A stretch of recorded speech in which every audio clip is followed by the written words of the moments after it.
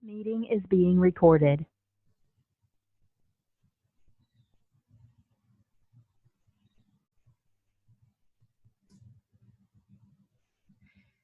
Hello, everyone, and welcome to the 5th session of the Tisch College Summer Webinar Series. We're so glad that you're here today. Today, our session is focusing on civic engagement and leadership in a time of intersecting pandemics. We're going to be looking at civic identity development and the development of civic engagement and leadership. And we have wonderful speakers lined up.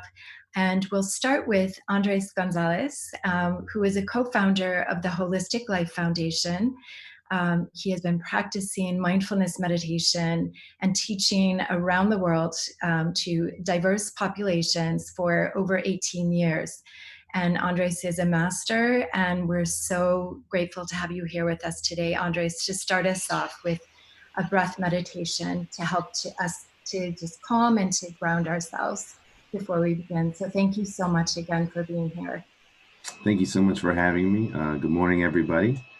I'm going to invite you all to get into a comfortable seated position. Ideally, you want to have your head, neck, and spine aligned. If you're in a chair, you can have your feet flat on the floor. And I welcome you to close your eyes if you feel comfortable doing so. And just start taking nice, long, deep breaths together. So we'll take a few together. So inhale nice and deep through your nose. Go ahead and exhale it all out.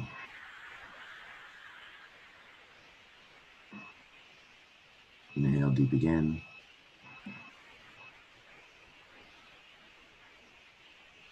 Exhale it all out.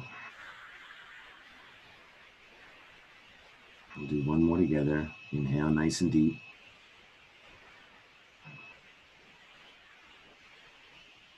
Exhale it all out. Continue to breathe at your own pace now. Slow, long, deep breaths. It's no effort. What I want you to do is I want you to focus your attention on your breath and how it feels. You no longer feel the weight of the clothes on your skin, your body on the chair. All you feel is the air rushing in through your nostrils, your lungs expanding, filling with that air. And then on the exhale, the air pushing back out past your nostrils. All your attention on your breath and how it feels.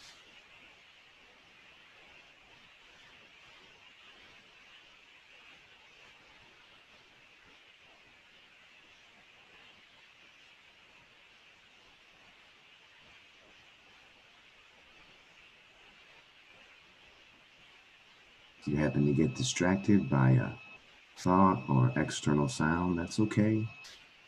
Life is filled with distractions. Recognize the distraction, let it pass, return back to your breath and how it feels.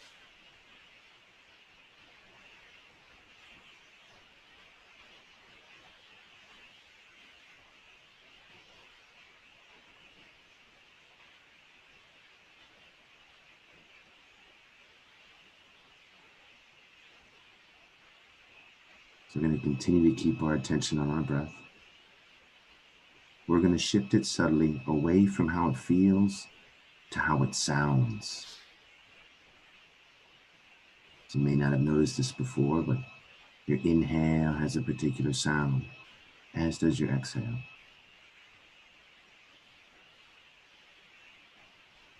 So continue to keep your attention on your breath, but now focus on how it sounds.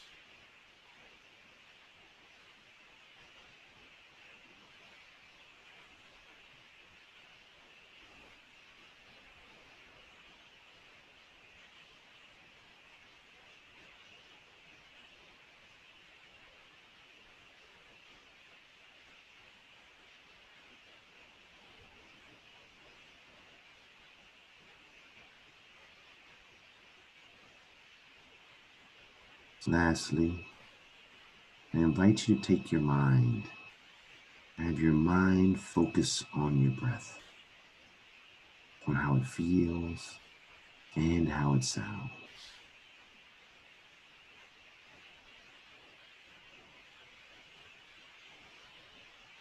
Remembering that if you are distracted by an external sound or thought, recognize that distraction, let it pass, and focus your mind on your breath, on how it feels and how it sounds.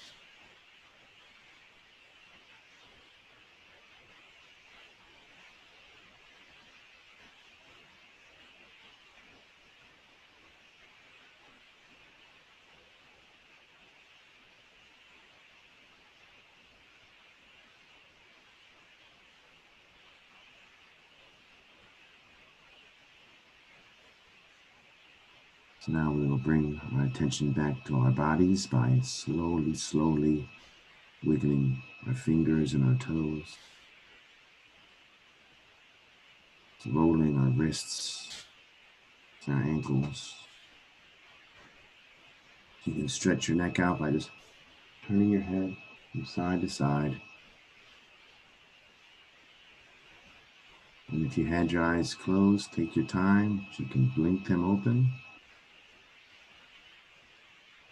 and come back to your senses. Thank you so much for joining us.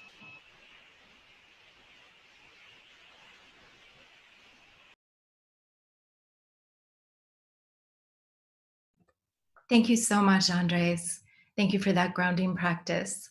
I'd now like to turn it to Diane Ryan, Associate Dean of Tisch College of Civic Life.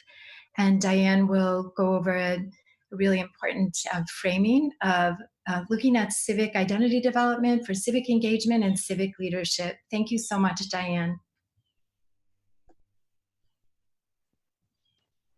Thank you, Deborah, and thank you for everyone who's joined us today. I'm pretty excited to be here. And when I think about these concepts of civic identity, civic leadership, and I'm going to introduce a new one, civic agency, it's very much formed by my own experiences, just as your conception of these things within yourself are going to be shaped by your own experiences. So I'm not sure how much of my bio you had a chance to read. It's not important.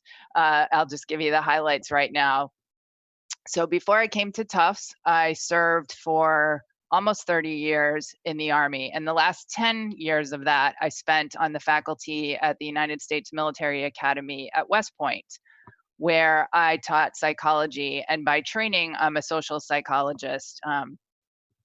So I was very drawn to these ideas of service and professional identity. And I had the good fortune in, I think, my last 4 years at West Point to meet a very influential developmental psychologist that some of you might be familiar with, Dr. Richard Lerner, who teaches in the Elliott Pearson Department of Child Studies and Human Development, which is where I have a faculty appointment now. And Rich's work focuses on character development in adolescents and young people. And he came to West Point because he was really interested in how do we develop leaders of character there. And so I thought that it was a good opportunity for me to learn about these new conceptualizations and help him in his quest to really explain how is a sausage made. So the way that we developed leaders of character at West Point had a lot of parallels to how do we develop civic leaders at Tufts. And the questions that we had at West Point are really the same questions that I had about civic engagement and how we develop those principles and concepts in students, in college students. And what I found is that the evidence, while it's compelling, there's a lot to still be developed. So I'm going to share my screen and I'm going to talk to you a little bit about these layers of civic engagement. And because I'm a psychologist, I'm looking at this at the individual level. And hopefully this will help you make sense of your own development and your own pathways and journeys through Tufts. So let me share my screen here.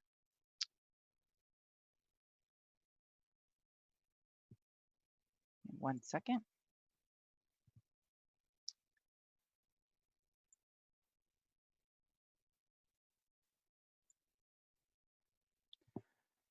So I call this building capacity for change because it's not a fixed amount that anyone has, but it's this constant adding of knowledge, skills, and abilities over a person's lifetime.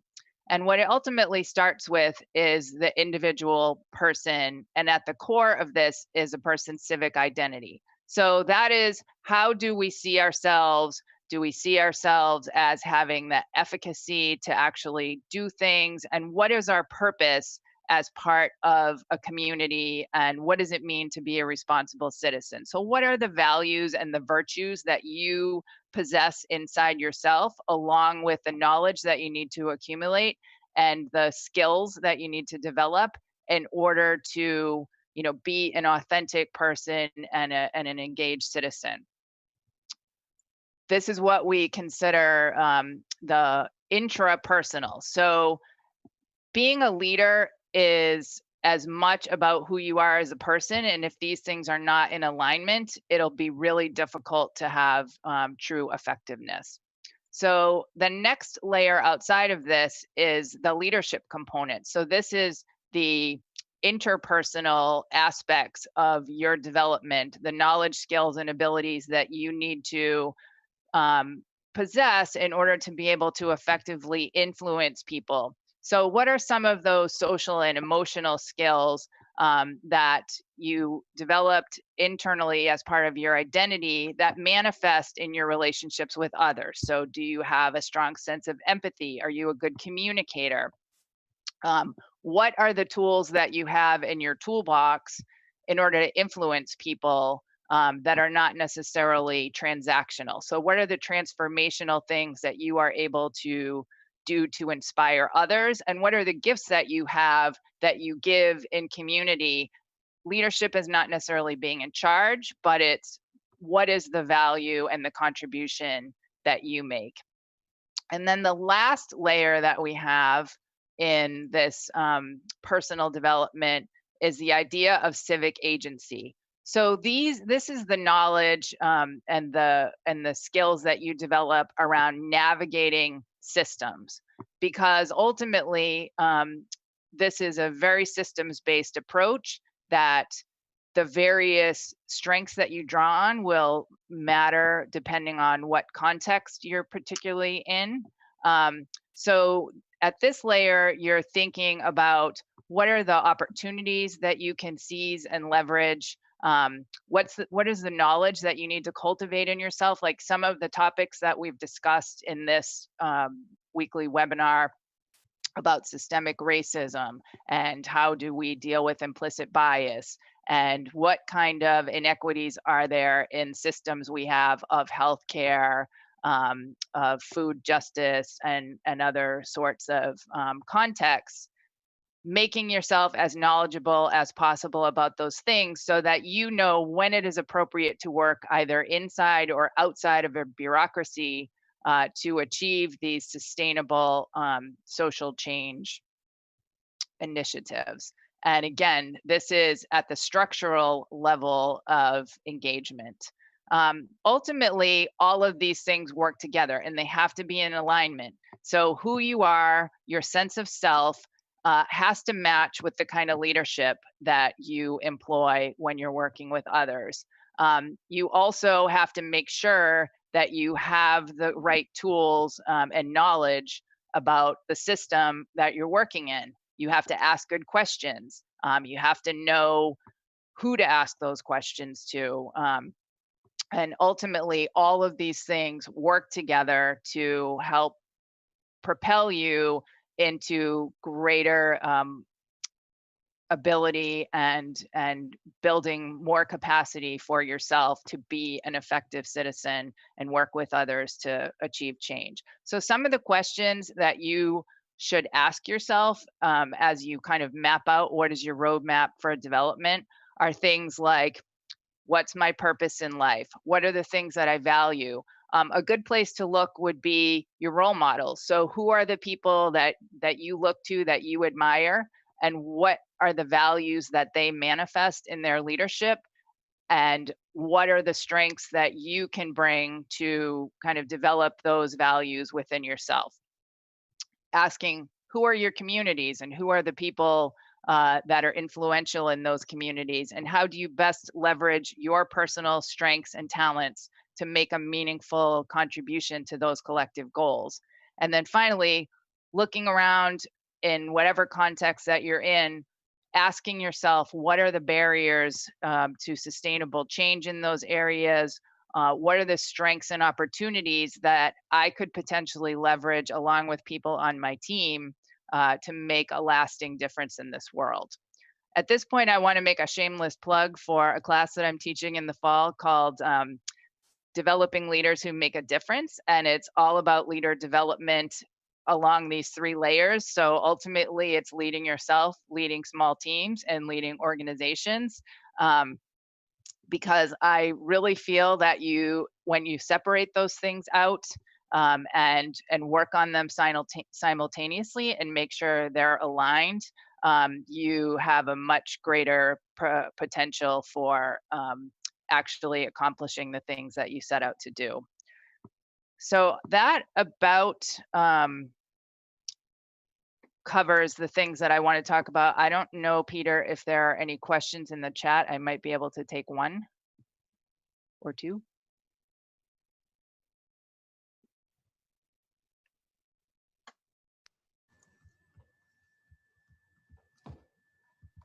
It seems like not.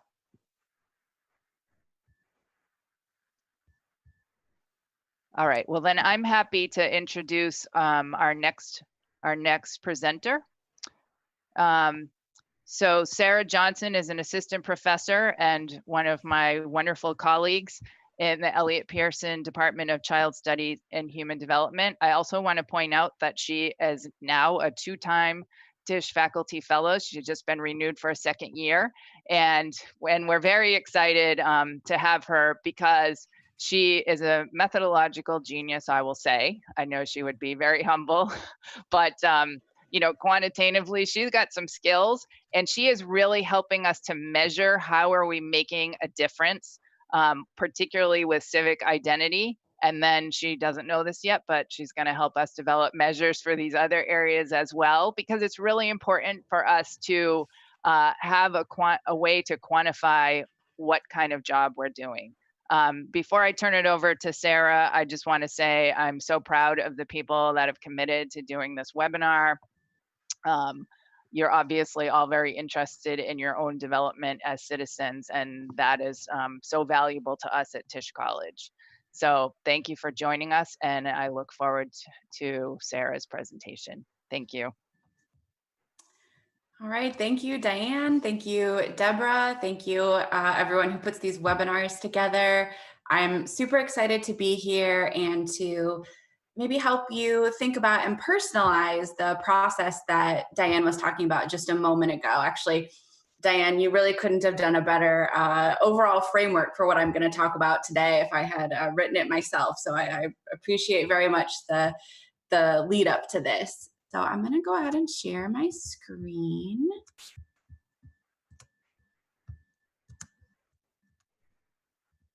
And PowerPoint. Here we go. Okay. So I am a developmental scientist by training. As Diane mentioned, I'm an assistant professor in the Elliott Pearson Department of Child Study and Human Development. You might not have known there was a contest for longest department name at Tufts, but we are always trying to win that, and we usually do. We call ourselves EP for short sometimes, or Child Study and Human Development. And so what I mean when I say I'm a developmentalist by training is that I look across the lifespan from childhood into old age about the various issues that people face, challenges and opportunities to being a well-adjusted, happy, engaged person in the world. And I'm particularly interested in adolescence and young adulthood, so that may apply to many of you who are joining us for this webinar today, and how civic engagement intersects with other developmental stuff that's going on at the same time. So for today, what I'm talking about is how civic engagement intersects with civic identity. And that may be something that you already think a lot about, or it may be something new to you. So I'll walk you through a little bit about how we might think about, well, what is civic identity? What does it mean for it to develop, and how you might think about that for your own life as you are looking towards how to be civically engaged in the world today. So as we all know, there's a lot going on. Some of it's new, some of it is unfortunately not new. And all of these things affect us in different ways, but we can also have an effect on the world in various ways. And how we do that is really driven, at least in part, by our identity. And thinking about and connecting back to this idea of civic identity might be able to help you if you're feeling overwhelmed, for example, as I often feel about where to even start, what to do in the world today, and how to make a difference with your civic engagement. So what I'll be talking about today is related to a research project that I've been working on with some really great support from Tisch College. As Diane mentioned, I've been a faculty fellow for the past year and will be so again for this coming year. So I want to say thank you very much for that support. If you want to know more about the research project itself and the particulars, you can check out my research lab. That's the DICE lab, Development of Identity and Community Engagement. And that link is there for you. And also the work of other folks in my department, including Diane, who do work that's relevant to our current circumstances as well. So Diane already gave a pretty nice idea, a good definition about what civic identity is, but I'll dive a little bit deeper and tell you how I think of it. In short, civic identity is where your identity development, what you already know about yourself, what you're in the process of learning about yourself, intersects with what you know about civic stuff. So your civic development, what you already know, what you're in the process of learning about what the world is like. So where you fit in the world, how the world affects you, and how you may be able to affect the world. So where we'll start is with the left circle there, self or identity development. So a starting point for thinking about what your civic identity might look like would be to think about your overall identity development. Now we could talk about that in a bunch of different ways. How we define the word identity means different things to different people. But one of the ways that I've incorporated this into my research is by asking research participants to answer these statements that you see here on the left. These are called the I am statements. And if you want to, if you feel comfortable, I'd like you to fill those out for yourself now. So you can, on just a scratch piece of paper, in your head, on your computer, however you feel about it, see if you can come up with 10 different ways that you would answer the question, who am I? So to start with, I am, however you want to say it, to yourself. You don't have to share these. There's not going to be a test, but think about, how would you describe yourself? What are the characteristics that are important to you today? Because these change over the course of our lives. We are always a work in progress. So think about that for a moment.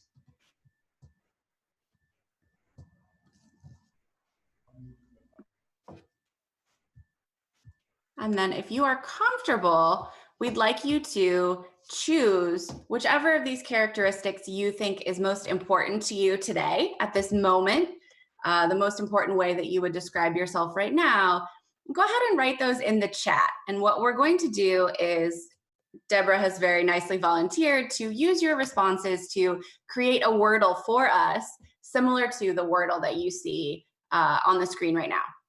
So the Wordle that you see on the screen right now is based on the responses given to the people that I interviewed over the past year or so of doing this research project about the civic identity development of tough students. So you can type those into the chat if you want to, if you're comfortable doing that. And then later on, after we've made a Wordle, we will take a look back and see how people who are here at the webinar today might describe themselves. Okay.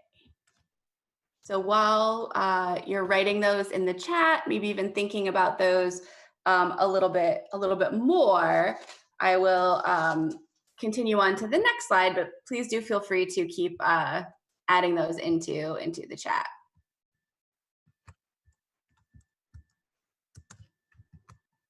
Okay. So the other circle that was a couple slides ago was about, I said civic identity was how self intersects with society and community. And Diane had mentioned that it's really, really important to have a good understanding of your civic context, right? Your society in general, and also your local communities. So some communities that we're a part of, we don't choose. For example, the national context that you're born into. But other cases, we do choose the communities that we're a part of. So everyone who's here today is affiliated with the Tufts community in some way. That is a community that we have all chosen to be a part of.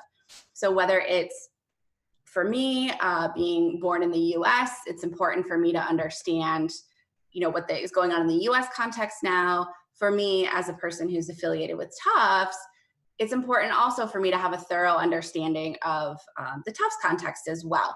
And I do want to put in a plug for the Tufts co-major in civic studies, the page that I've linked here, because I think their description of the major really gives a good idea about all the different things that are involved in developing your civic development, right? So your civic skills, your civic knowledge, and all the things that are involved in that. And various earlier instances of the webinar have focused on these and will continue to over the next few weeks. So you can also, in conjunction with thinking about how you would describe yourself, think about what communities you would think that you are a member of, how you would describe yourself that way. So civic identity really occurs at the intersection of these two things. So it occurs at where aspects of yourself intersect with aspects of your community. So a few things that I want to highlight here is, if you look back at how you described yourself, there's probably some things on there that are going to be civic related. Perhaps you wrote that you are compassionate, or you wrote something that you are directly, I am a Tufts student. That's something, or I'm a Tufts employee, right? So we often write things in how we describe ourselves that are already civically connected. So you may have some of those as well, but you might have also written things that could be more not as directly related, right? So a lot of personal characteristics you can think about as ways that can help you think about your civic engagement. So in the chat, I'm seeing a lot of personal characteristics, like we just had honest, persistent, and intelligent, right? Those are all civically relevant characteristics that you can think about how to use those within your civic engagement. So thinking about how are aspects of your identity civically connected? The flip side of that I want to talk about is how civic engagement can be what I would call identity informed. So when we're thinking about who we are and what that means for what we could do in the community, we also need to be thinking about what community am I trying to be involved with, and what implications does my identity have for my potential engagement in that particular community. So for example, to make that a little bit more concrete, so you can think about how your aspects of your identity inform your understanding of what is a community, your understanding and framing of social issues, and also your understanding of how you respond to those issues. So, for example, my identity as a person who was born in the US is going to give me a particular way of viewing social issues that might be different compared to my husband, for example, who was not born in the US. He was born in a different country where they have a different way of dealing with and framing a lot of the social issues that are common across all communities. And so, and even within the US, there's going to be a lot of variation. For me as a white person, I have, because of how I've been socialized, both directly and indirectly, my own particular ways of seeing social issues that are really important for me to think about. So in this sense, it's important to understand how aspects of who you are going to filter through and influence how you see civic engagement. We all have our particular sort of civic engagement glasses that we wear that are going to influence the communities that we choose to get engaged in, how we think about what the issues those communities face are, what is good to do about those issues, right? Those are all things that are influenced by aspects of our identity in ways that can be both incredibly positive and in ways that can really pose some challenges for engaging in a community in a way that's going to be the most helpful to everyone in the community and not just the way that we want to do things. So I think it's important to try and unpack a little how your understanding and framing of social issues might be related to your aspects of your identity. For a little more guided reflection about that, here at the bottom, I have linked to an excellent article by Professor Tanya Mitchell, who also does really, really great work on the issue of civic identity. And this is an article that is freely available on the AACU website. And she provides some examples for how to think about your identity with respect to social action that could be really helpful to you as you think through these issues. And then the flip side of that is not just that identity influences how you see social issues, but your identity can also inform how you respond to those issues. So you can look back at your at the statements that you wrote and see, well, what's on there that could inspire you with how to be engaged civically. So Diane very nicely mentioned that I think statistics are fun, right? That I do a lot of work with quantitative methods. That's something that's really important to me for my identity. And so what I think about a lot is how I can use that skill and that passion and that hobby that I have, and that also it's my career as well, how I can come at my civic engagement from those perspectives. Other students have told me, for example, that because they really care a lot about the environment, they focus their civic engagement around those aspects or things like that. So how you think about your identity can also give you some clues about where you want to go with your civic engagement, how you might be able to use your gifts, so to speak, to make a civic difference. So these are some questions that you can think about on your own as you sort of grapple with this ongoing civic engagement process.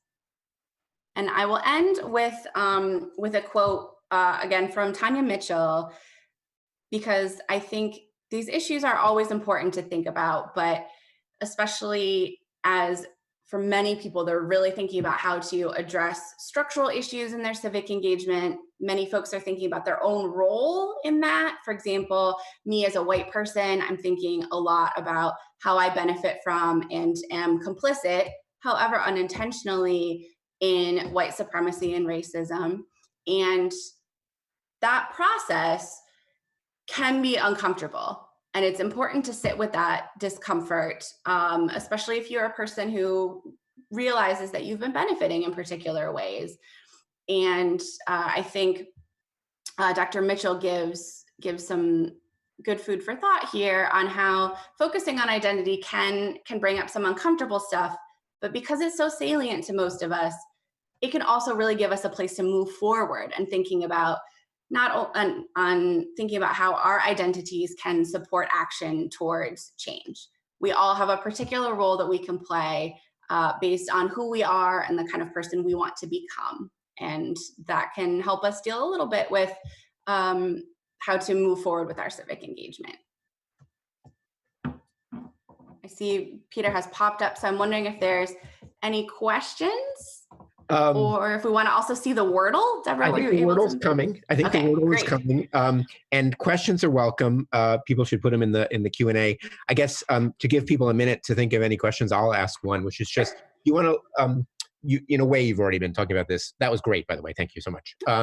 And you've already been talking about it, but do you want to elaborate a little more on how this kind of self-reflection or self-analysis fits in people in a good life? Like how often do you do this? When do you do it?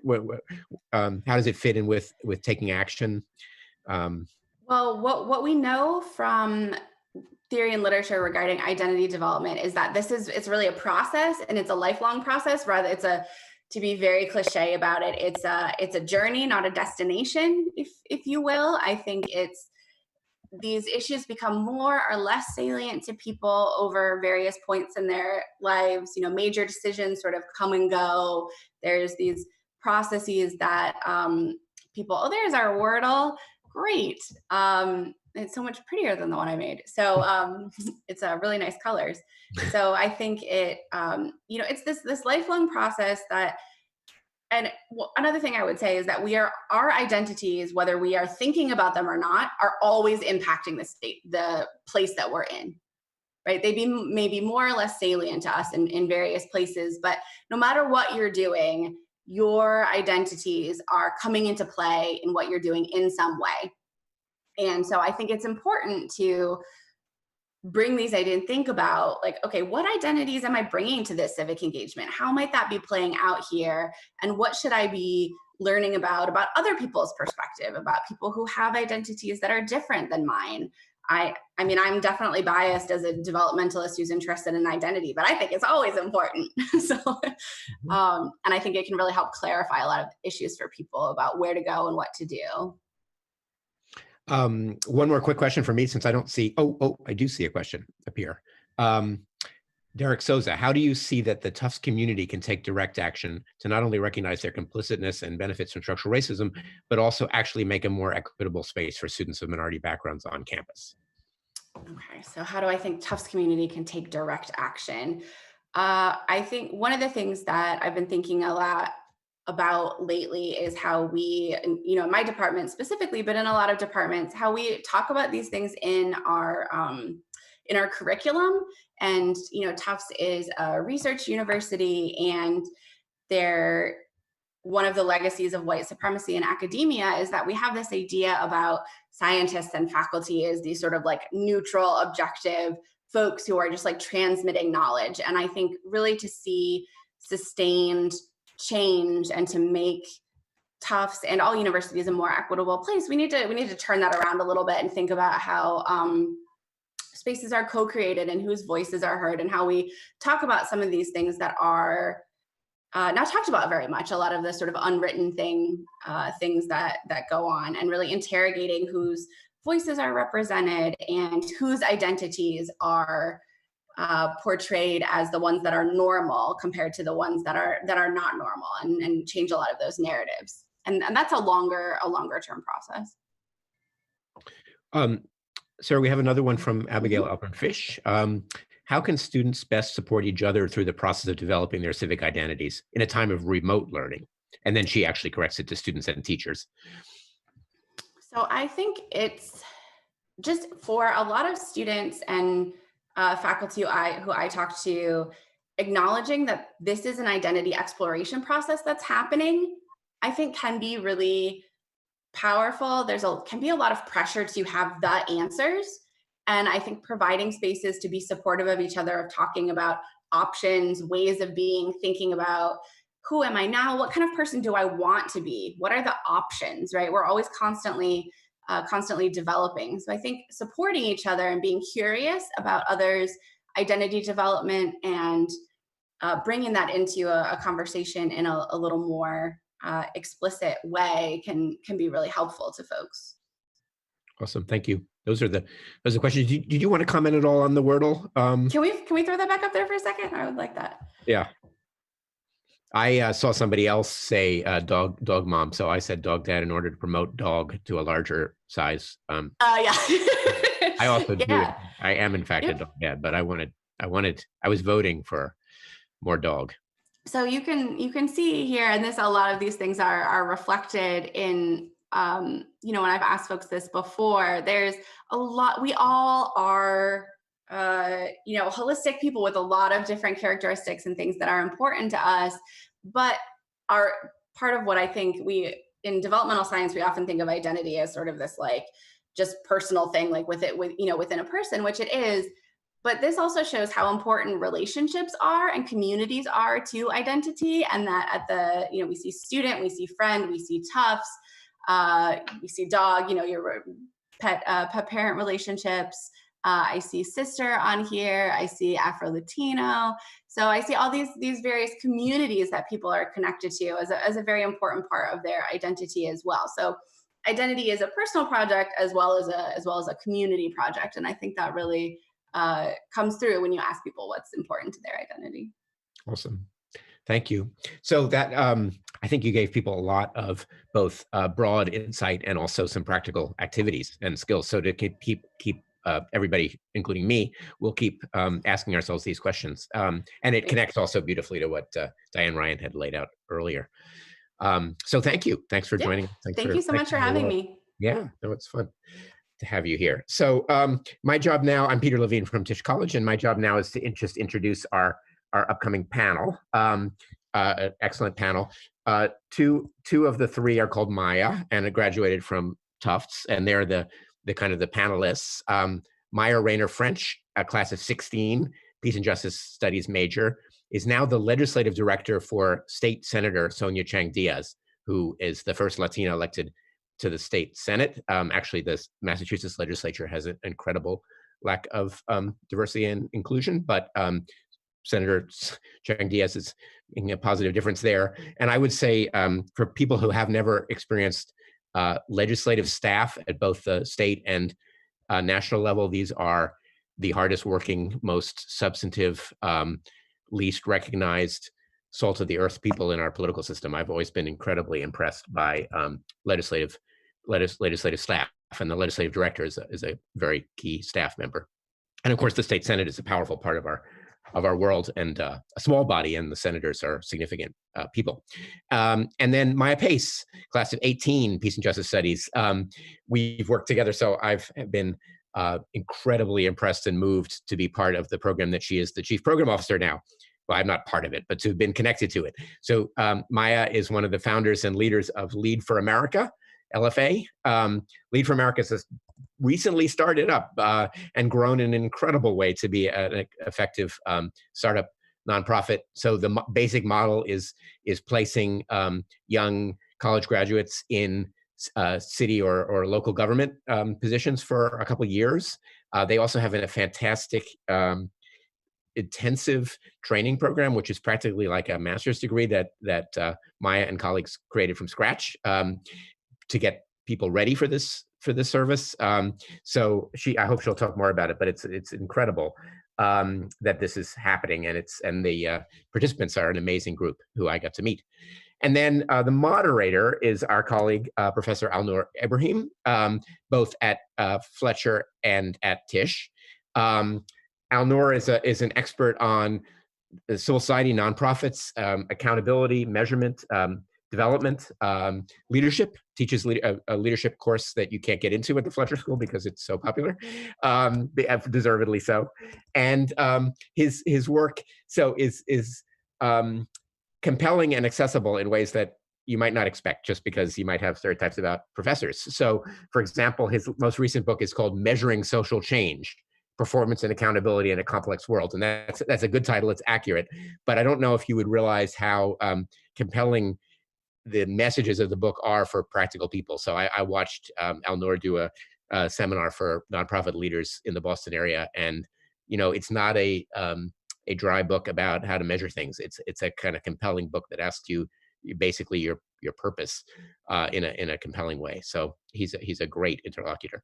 So I think that I can get out of the way though and leave it to Alnoor and the two Maias to have a conversation. Wonderful. Thank you, Peter. And also thank you to Deborah for pulling us all together for this webinar series.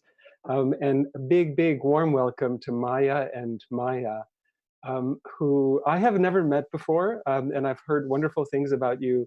So I'm really looking forward to hearing from both of you. For those of you, for the students, both new as well as returning, that are watching and listening and asking questions, I want to just say a couple of words to you first directly before we jump into this conversation.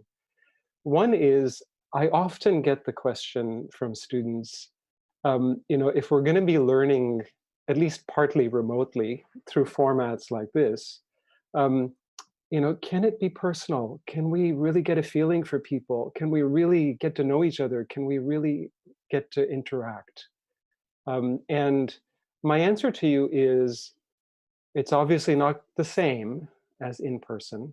There's certain cues and warmth and signals that we miss.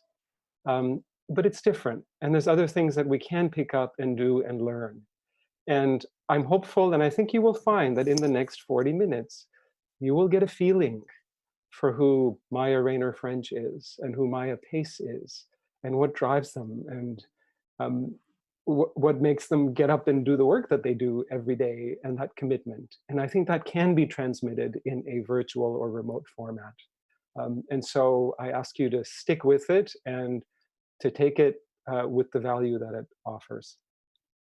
The other thing before we jump in that I want to say is, on the conversation about what is leadership, I want to say one thing, and that is that most of us in our lives, as students, as professors, as staff, as people in the workplace, we tend to be individual performers, right? We give the best that we've got as individuals, plugging into some bigger whole, but we're responsible for our own performance. The shift to leadership, which is a mindset shift, is moving from being responsible for your own performance to being responsible for the performance of others. And that requires a sense of both some sense of civic identity, but also civic engagement.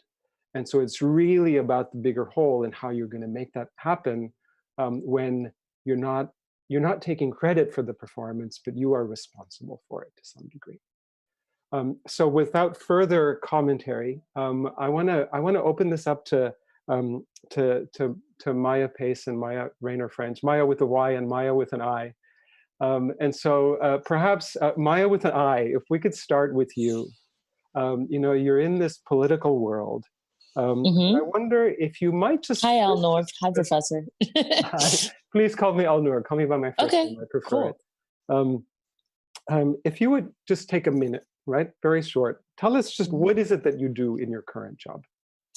Yes. Okay. So, hi, I am Maia Raynor, also known in this space as Maia with an I, which is not the first time that has been my moniker in a space. So very comfortable with that.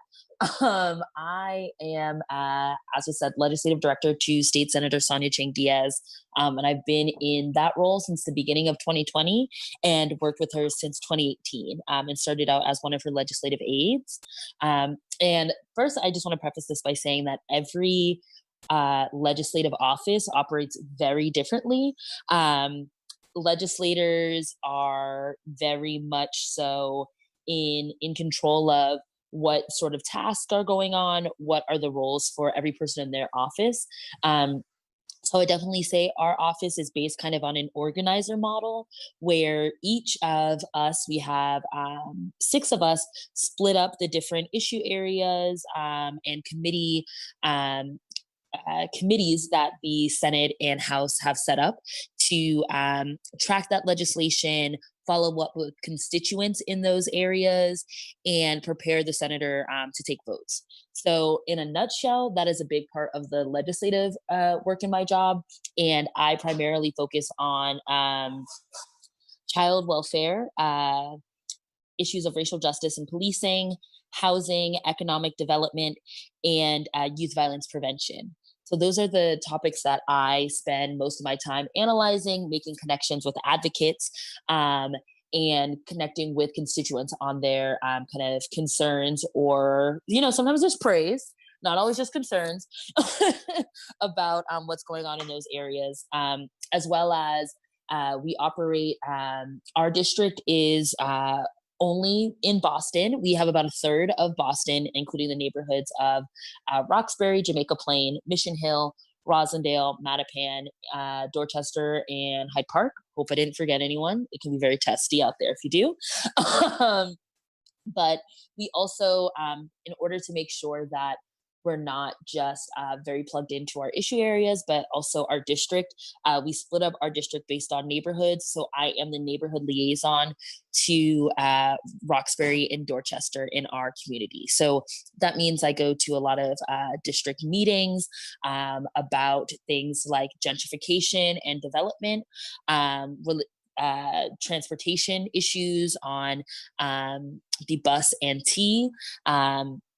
And more generally, in my position as legislative director, I help inform the senators' decisions on co-sponsorship, sponsorship, amendment, and bill filing, as well as the budget process, which I'm happy to talk about, demystify, and kind of get into, what's happening now with COVID. So that is, in a nutshell, what I do as legislative director. Sounds to me like a job for 10 people. And as you were talking, I was thinking, so what are the, in my mind, I was going through the sets of skills that one must need to be able to do this job well, right? The analytical and research skills to be able to really be substantive on the issue areas, but then the relationship building and networking skills, and then just the persuasion skills, both with the senator as well as with all of the other constituents. Just a remarkable set of hats that you're wearing constantly. Let's go to Maia with a why.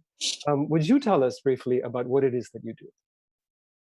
Yes, and first of all, just want to say, always a joy to be on a panel with Maia.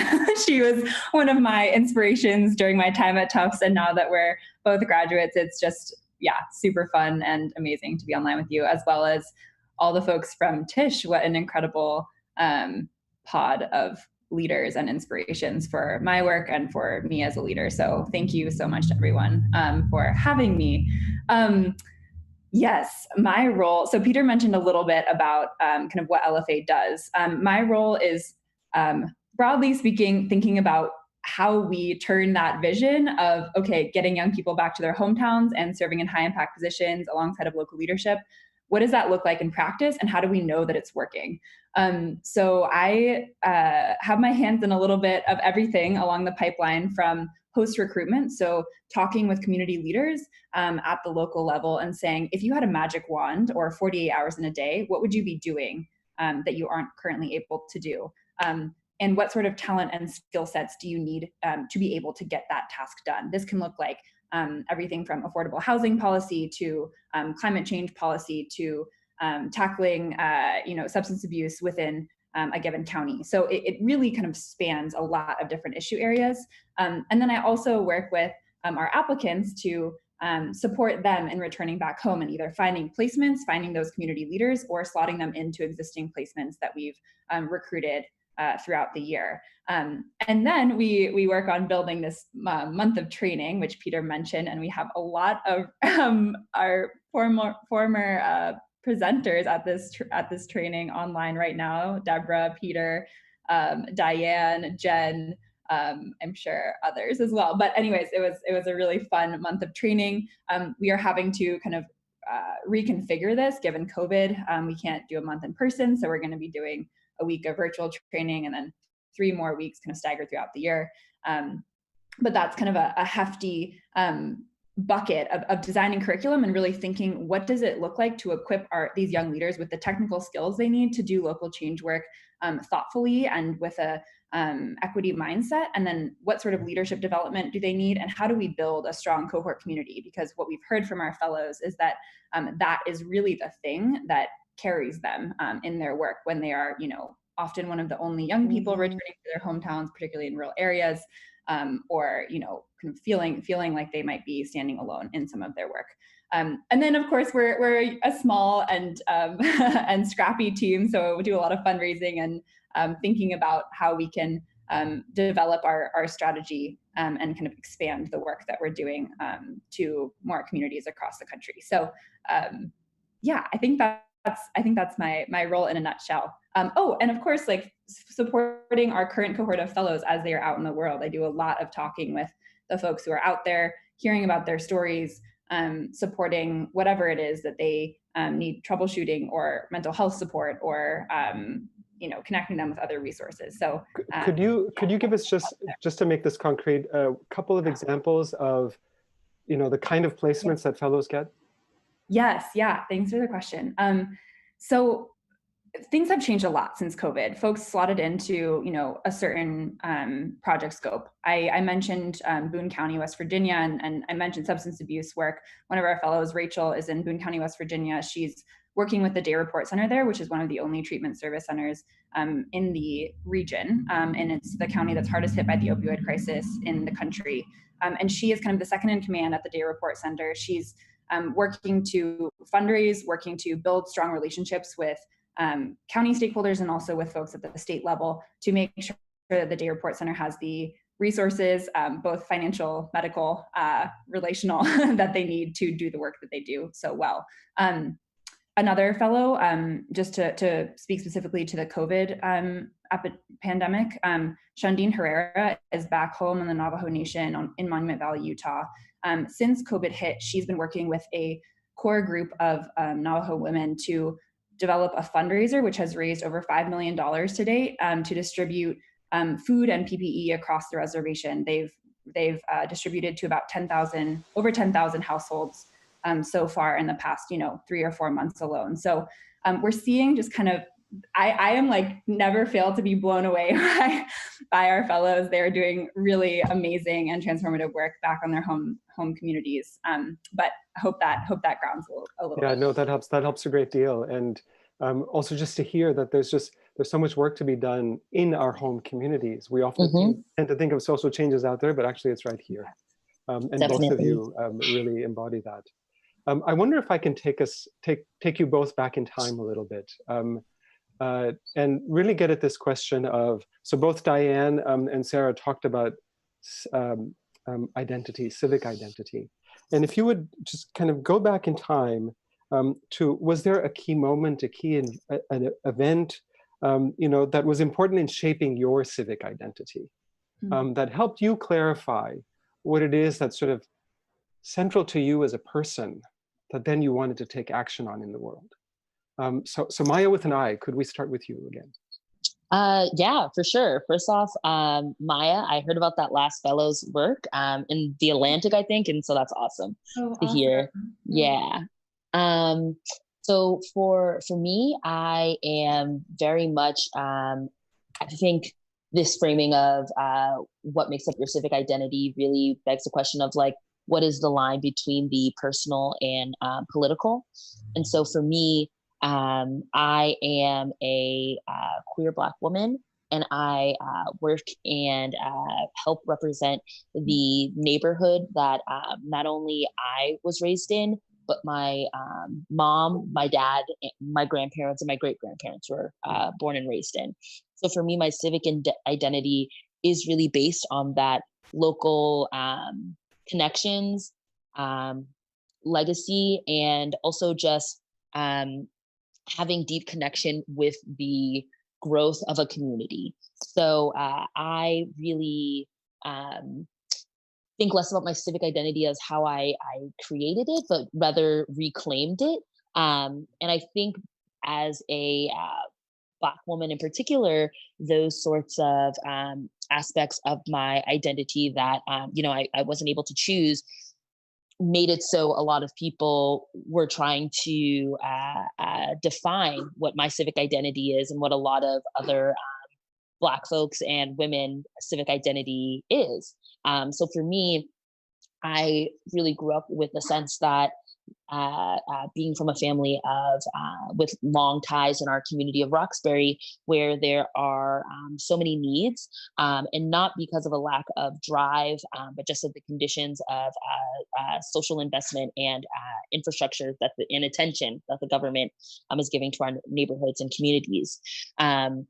So for a long time, that really defined my civic identity, this identity of being from Roxbury, from being from a Black neighborhood that was often forgotten about and underserved. And it wasn't until I left that community and went to Tufts, not very far away, obviously, but got a little bit further outside of my bubble and was able to not just have people define what I believed.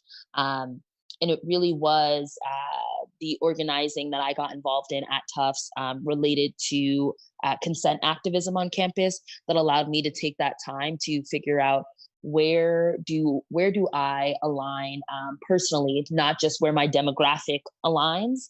And so that was something that growing up was really a struggle. So my civic identity really was reclaimed moving away from my neighborhood and having the chance to define myself and what are the things that I personally believe in. And so now working in the legislature, there's definitely sometimes that tension with the civic identity that I hold and value, and the sometimes what is accomplishable in the space of my work.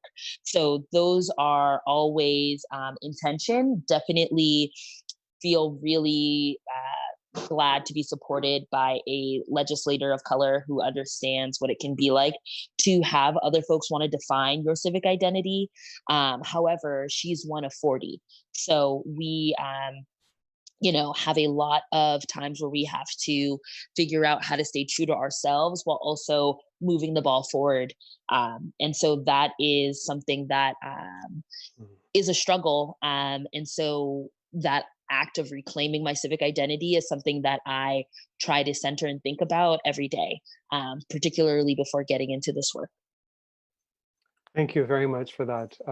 There's a leadership literature that talks about, how difficult it is for a lot of leaders to be both kind of simultaneously embedded within their organizations or their communities and seeing sort of the day-to-day struggles, but then also being able to step back and look sort of at a distance at some of the challenges to then reskill and retool and then to jump back in. And your description, I thought, of kind of coming to Tufts as a way of stepping away and then actually being able to go back and having a new set of skills to go back into the action. The metaphor that's sometimes used is going from the balcony to the dance floor, from the balcony to the dance floor, back and forth.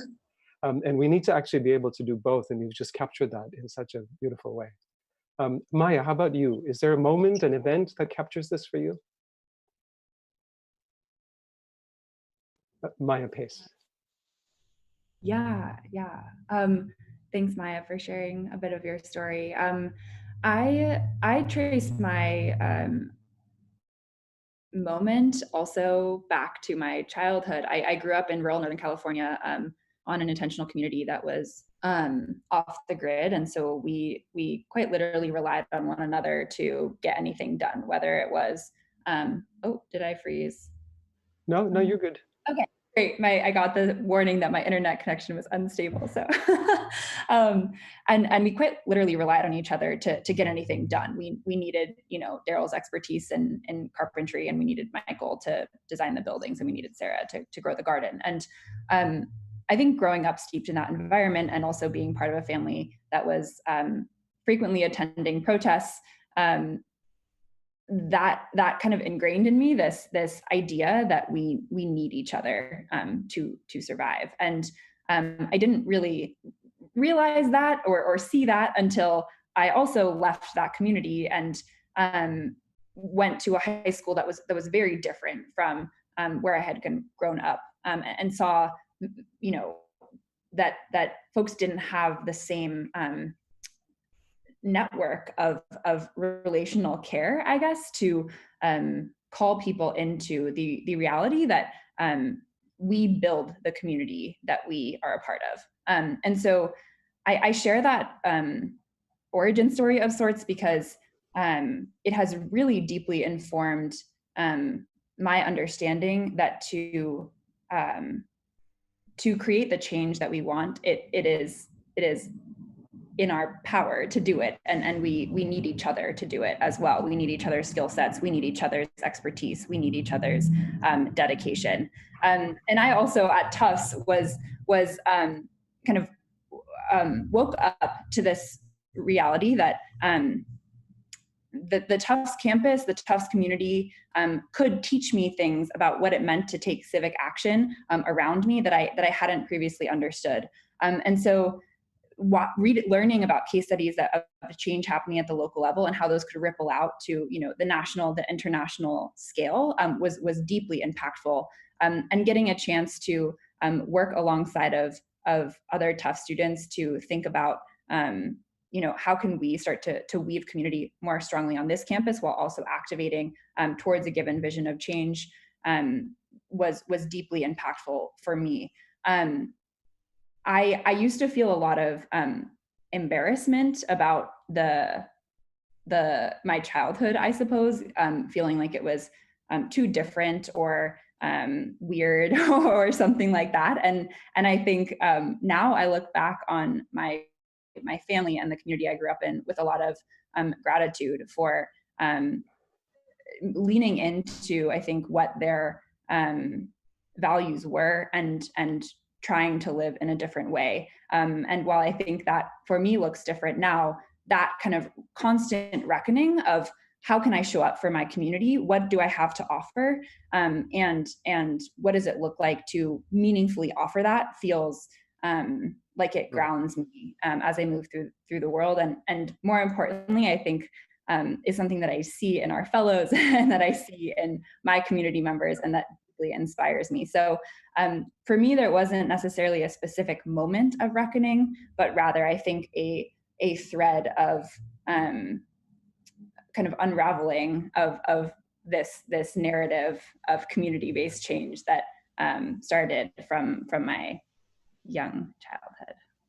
Yeah, for those of you who you know, who are freshmen, and you know, whether you'll be coming to campus and perhaps leaving home for the first time, or perhaps studying from home, you know, there's always a sense that you know, that I want to be somewhere different, I want to get away, and yet we're hearing from both Maias that our origins, our communities, you know, they make us who we are, for good or for ill, and that it's not something that we can escape. But what I hear from the two of you is that both the challenges and the opportunities that came with that, you've embraced that, and you're saying, okay, so this is, I still have agency in terms of what I want to do in my community or elsewhere, but recognizing that community experience, that origins experience, makes you very distinct and unique in terms of what you have to offer going forward.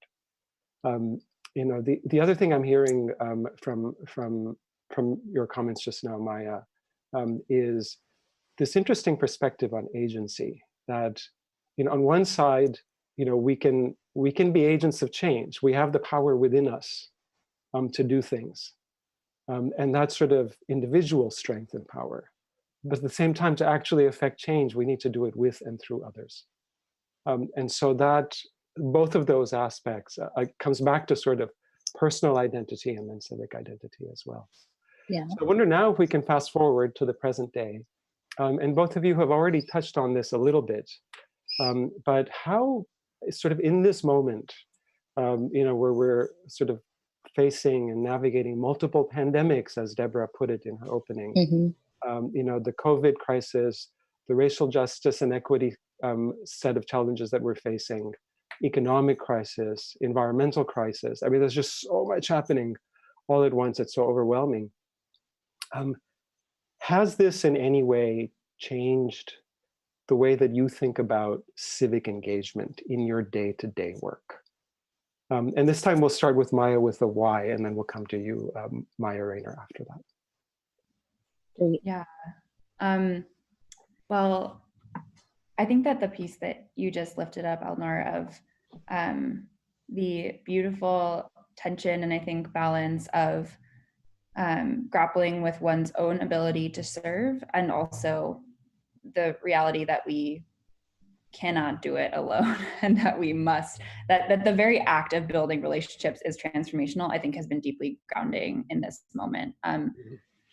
And when I was reflecting on this question, I came back to this idea that for me, I think in this moment, what has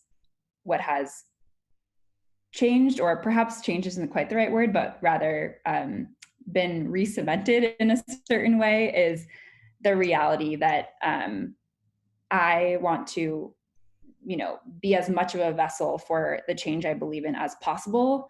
And in order to do that for the long term, I must exist in community and strong relationships. And that requires a willingness to pause and listen, and hear the threads from the conversations that I'm having, and weave them into a mechanism for change. I heard this quote recently. I can't remember who it was from, but the prompt was basically that in times of deep crisis, just look around you and see what's needed. And I think that what Diane and Sara were speaking to at the beginning of this time together, of thinking about the assets that you have to offer, and then seeing the need in your community, and then pairing those two together, that feels so essential. I learned deeply again from our fellows in this. They have returned home, and they had a certain project scope that they were working on at that time,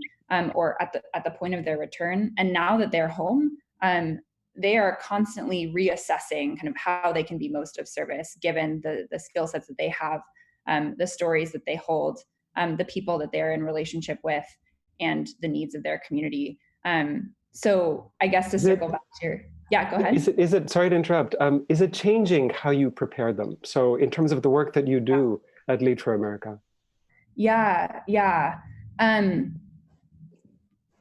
Yes, I would say that it's reorienting in the sense of, I think that there's this deep reckoning right now also of like, what are our public institutions called to do? What is their purpose that they're serving? And so we are working to further equip our fellows to be really mindful of the role that they have in public institutions, to use those as vehicles for the change work of justice that I think those 4 pandemics are all calling for. And so the training mechanism, we are trying to get more and more specific about what does it actually look like to be using this institution as a vehicle for change, and recognizing that will look super different in every community, but learning to read the landmarks and learning to hear the threads of possibility from your community members, and then bring those back home and bring those back into your role feel utterly essential. So yes, I would say that the emphasis of these vehicles of public institutions and civic identity feel ever more salient. Thank you for that. And part of the reason I ask is selfishly because we're all trying to figure out, so what do we teach differently also here at Tufts, at Tisch College? And this webinar is kind of part of that, right? And Zoom, as this technology has enabled us to actually have this conversation in a way that would have been, in a funny way, kind of more difficult before. I want to turn this over to the same question now to Maia Raynor-French. And I want to also alert you, if you've got questions that you want to ask both of our guests, please do post them in the Q&A, and we'll get to those in a moment. Please, Maia. Yeah. So I would definitely first start by saying these crises have definitely changed the way that I think about civic engagement in terms of my role, in terms of the legitimacy of some of the public institutions that Maia was referring to. and has also, my start in looking at politics. I came from a background of youth organizing, youth development, and education, and it really was for me having that connection to my community, as well as the young people who are seeing Donald J. Trump come in as the president and have that be seen as a legitimate person that you all should be looking up to or listening to, really forced me to reckon with, is this the best way to use my talents and skills? And going off of what Maia said earlier about what do I have to offer, I think I personally love that framing. And then to take that further and thinking about, is what I'm offering getting to the people who need it most? And that's something that I've really tried to center. And so when I was teaching, as a young person, I had a lot to offer to those young people of color, a lot of students who were immigrant students with various citizenship statuses. And so that really spurred me to even think about what I'm offering isn't getting to them in a ways where it's changing their lives when they go home out of the school. And that really pushed me to get into politics, and it started with an internship at then Counselor Ayanna Presley's office. And so for me, my whole mindset in going into politics at first was, I want to learn more about this, to then, like Alnoor was saying, going from the balcony to the dance floor, right? I want to learn about the system that has existed for so long and still after these centuries have been allowed to maintain the status quo of people that not only are my neighbors, friends, but also my family. And really felt a deep desire to not only go in there to represent the students that I was teaching, but also to be able to kind of take those tools and bring it back to my community. So is there just to probe this a little bit, I really want to understand, how is this work different now than it was in February? Yes. So the work in the legislature is very different because anytime previously in Massachusetts, when we were talking about issues of racial justice, issues of immigrant justice, economic justice, there was a large appetite and agency for the state to make those own decisions.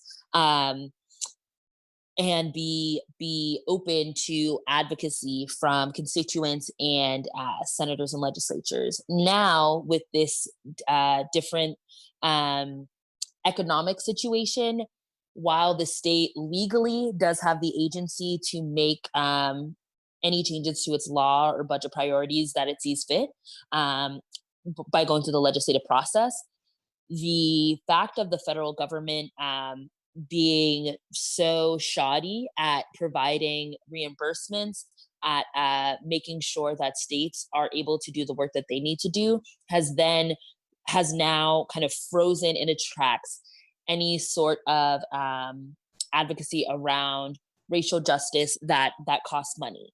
And so we see a lot of folks calling in the space for defunding the police, and to even get those ideas to be heard by folks is an even more uphill battle than before, because there is such this desire to balance the budget, to make sure that we are able to cover the cost of things that the state has already committed to. And while that is definitely important, when this reckoning, I like to call it an uprising, really started, these sorts of conversations were happening in the community and on municipal levels, but just based on how our state in Massachusetts is structured, there are very little people who are pushing for the reallocation of money on that level. So I think that a lot of things that are being pushed for on the community level, it is not getting through to a lot of legislators. So I think that's something that has changed drastically and quickly is how does advocacy work, and how do we make sure that legislators know that that multi-billion-dollar rainy day fund, so to speak, that's something that we need to pull down on, and how do we make sure that people know that these are things that they can ask for, and how do we make sure people know what is really happening with their tax dollars. So all of these things have become more and more obscured in the last few months. I also want to say that for me personally, the legitimacy of these institutions has definitely been called into question in these last few months. When thinking about the COVID crisis, Massachusetts, as one of the hardest hit states, really did very little when it comes to the safety net, making sure that people who are already dealing with issues of poverty, housing insecurity, are supported and have the ability to not just get federal benefits on an ad hoc basis, or state benefits on an ad hoc basis, but really are able to support themselves throughout whatever crisis is thrown at us. When COVID first started, there was a lot of conversation around universal basic income, and that sort of energy has not continued to bear fruit. And so what I definitely see is a need for people to have better connections with not just their legislatures, but with what does civic engagement and civic education look like. And that's definitely something that the legislature is not trying to invest in now. And that is often intentional. I think that one of my main concerns with the legislature right now is that we are making reforms to issues that require revolution. So how do we as, and myself as someone who is working within the state context, find it within myself as a Black woman to feel okay being in an institution that is comfortable with reform when what is required of this moment is deep, complex reworking, unlearning, and dismantling of the systems that are allowing the lack of diversity in the legislature to persist, the lack of intentional disinvestment in communities of color to persist. And this has really made me quicken up my timeline of how am I getting these resources to my community. I have a lot more to offer now. I feel like I have a great understanding of the master's tools. So now the next step is how do I bring those to communities? Yeah. And I think if we can go to that next step, I see I'm getting the hook from Peter. You see that he just showed up here. We've got just a few minutes left. And I want to give you a chance to close up, maybe using the question that has come up. And so there's Jennifer Pust, forgive me if I'm mispronouncing your last name, Jennifer, asked this question: how do we effectively engage people who claim to value individual freedom over collective support and effort? And what we're hearing from both of you is that this requires collective action. And what we're just hearing from Maia Raynor right now is that this is a long game, right? This is a long haul. We're not just looking at sort of protests on the street that then kind of open up all sorts of decision making. No, this is a long, complicated, the sausage making process of legislative reform is really ugly and long haul. And so what do we do? How do we actually get this kind of collective action? If both of you would give us your one bullet of what you think is required in 30 seconds or less, so that we can begin to wrap up. And the aim here is, of course, I hope we've whetted some appetites to continue this conversation in the discussions that will follow this. So let's have you, Maia Raynor-French, address this in 30 seconds, and then we'll go to Maia Pace. So I believe that in order to address getting folks to demand collective action is focusing on those who have been marginalized, pushed out, and de-institutionalized from being a part of the system. So I think the work needs to focus on pulling people in who are who need not only support, but also who are dealing with so many different things that they're not able to be civically engaged, and making that connection not only in a top-down educate people sort of way, but also making sure that their barriers to access to civic education and civic engagement are addressed, whether that's via childcare, whether that's via giving people a right to vote.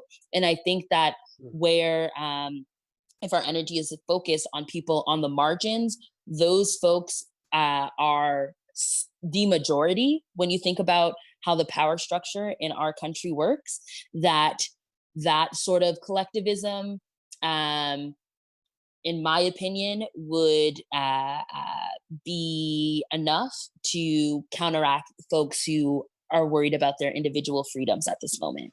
Thank you. Because, yeah. Thank you so much, Maia. Yes, Maia Pace. Yes, just want to echo what Maia with an I said. Yeah, I mean, I think that to Maya's point, like, this is, yes, about individual people, and it's also about a comprehensive narrative, institutional shift for our country and our world towards one that actually values the humanity of everyone, not just a select few. So, yeah, I mainly want to echo what Maia said. I think that thinking about where the types of relationships that you can build to support that type of change is critical. I fundamentally believe that the world that we're working for is one that is built upon a framework of care. So if you have access to certain spaces that others might not have access to, figure out a way to build relationships in those spaces, get super curious, create opportunities for radical encounter, and then also make sure that you're centering the voices of those who know what they need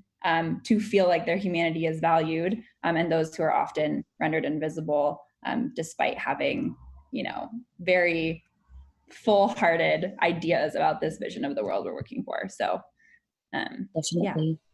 Thank you both for sharing your civic identities and your civic engagement with us. This was truly inspiring. Can I make one quick plug for just some things that people should potentially look out for if they're looking for more information? I'm really interested in the framework of democratic planning. And I think for folks who are interested in learning more about how do we get collective action to really be a cornerstone of our state, or our nation, and our world, really looking to text and literature about the democratic planning, which is something that we all do in classes at Tufts, in community with our neighbors. So just definitely recommend looking out for things like that. Because like Maia said, folks who are rendered invisible are often hyper visible in other ways, and really making sure that we all are going into it with a language of not just equality, but equity, and how we do that work is really valuable. Thank you. Back to you, Peter. Yes, well, I just want to say thank you. We can't really applaud on Zoom because everybody else is muted, so it would be kind of a pathetic applause. But I think if we were face to face, you would get a big round of applause. Actually, any community would be grateful for the insights and experience and hard thinking that all three of you offer. But we're especially grateful because you're also Tufts folks, and it's moving to see that happen and to see opportunities and paths that people can try to follow in. Although those you both have gone a long way. So I just thank you too, and I appreciated the conversation myself. And I'll just wrap up with a couple of announcements real quick. There are optional discussion group starting at just pretty much right away at 12:30 to 1. There's a separate Zoom link for that in the Canvas, so you should go to Canvas to find the Zoom link if you need it. We'll send a survey later today. We really benefit from your answers. We use it to change our plans, so please do fill out the survey. Also, there's a reflection questionnaire for those who are taking this for a certificate. And so if you get that, please fill it out. Next week's session will be kind of a pivot to the election and voting, which is the other big thing that's going on right now. And so we'll have conversation and expertise and discussion of that issue. And with that, I will close this out for today and thank everybody for participating.